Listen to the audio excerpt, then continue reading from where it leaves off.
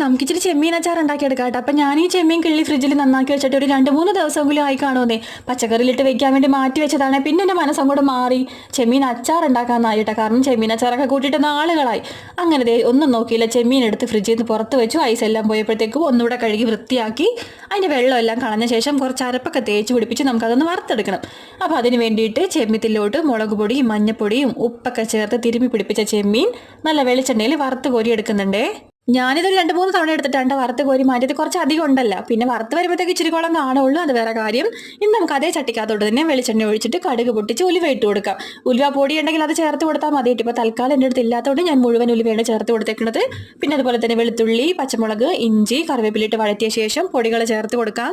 പൊടികളായിട്ട് മുളക് പൊടി, കാശ്മീരി മുളക് പൊടി ഉണ്ടെങ്കിൽ അത്രയും നല്ലത്. പക്ഷേ എൻ്റെ അടുത്ത് ഇല്ല, അപ്പോൾ അതുകൊണ്ട് ഞാൻ സാധാ മുളക് പൊടി, നല്ല എരിവുള്ള മുളക് പൊടി ചേർത്തിട്ടുണ്ട്. പിന്നെ അതിനകത്തോട്ട് മഞ്ഞപ്പൊടിയും കായപ്പൊടിയും ചേർത്ത് മൂപ്പിച്ച് വിനാഗിരി ഒഴിച്ച് പാകത്തിന് ഉപ്പ് ചേർത്ത് ഇളക്കിയ ശേഷം നമ്മൾ വറുത്ത് കോരി വെച്ചിരിക്കുന്ന ചെമ്മീൻ ഇട്ട് കൊടുക്കാം.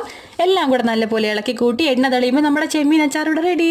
ഇതേപോലെ ചെമ്മീൻ അച്ചാറൊക്കെ ഉണ്ടാക്കി വെച്ചിട്ടുണ്ടെങ്കിൽ ഞങ്ങളുടെ വീട്ടിൽ 2-3 ദിവസം കൊണ്ട് അതിന് കുപ്പി കാലിയാകും കേട്ടോ. പിന്നെ അതുപോലെ തന്നെ ചെമ്മീൻ കാശ് കൊടുത്ത് വാങ്ങി അച്ചാറിട്ട ഓർമ്മയെ എനിക്കില്ല. ഇതേപോലെ അപ്പം കുറച്ച് അധികം കൊണ്ടുവന്ന സമയത്തൊക്കെ ഞാൻ ഇതുപോലെ ഇട്ട് വയ്ക്കും കേട്ടോ. അപ്പോൾ അത്രയുള്ള